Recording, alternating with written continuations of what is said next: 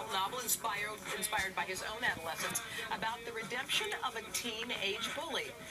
We were always so happy to see you, Fitty. And every time you come, you have something fresh and new. And you smell so good. You sure do.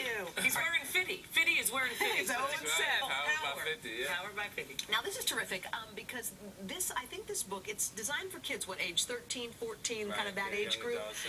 Yeah, kids who, I guess in a lot of cases, wouldn't even think about picking up a book. Why do you think they pick this one up? I think, well, it creates a different, like when I present something, it's a little different because of the energy and the material that I've created musically. Yeah. That, you know, a lot of times the kids that would actually be a part of being the problem are listening.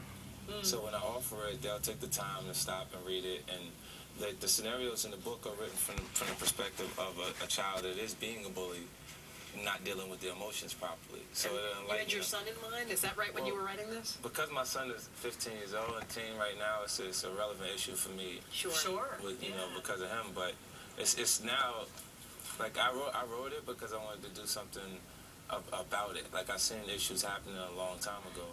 Like a while back. I started working on this book almost, a year ago. But there would be critics who say, listen, the language is pretty rough, there's some situations that are pretty rough, but that's the world you came from. So you're just speaking truth, apparently, in your mind. Kids when the kids are being bullied, what do you think pushes them to the point that they're doing the things that they're doing to themselves? It's that aggressive. Sure. What do you hope that kids will take away from it? Because the main character is a kid named Butterball. Right.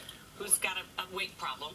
So he's used to being teased himself. Right. Yeah, and so take us from there. So what happens to him? He deals with his emotions. He's not dealing with his emotions correctly throughout the entire project. Like, it's just, there's a little bit of humor in it, the irony of it. Like, from an adult's perspective, when you read it, you'll see the humor that's in it. But for kids, when they're actually going through that actual experience, they don't see any humor in it at all. Sure. Like, They're in pain. Were you either a bully or were you bullied as a kid? Well, I had more experiences where I was a part of the problem, where I was actually bullying. So to know now from an adult's perspective and be able to write things that I can look back on those actual situations and say that was completely wrong, but I know what was motivating it now at that point.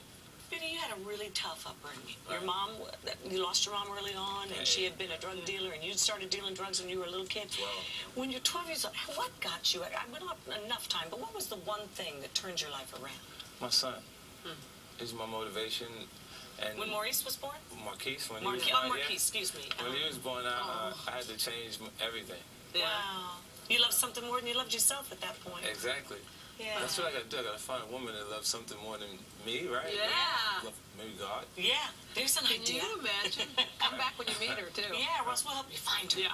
Who wants to date with Fitty? Oh, hello.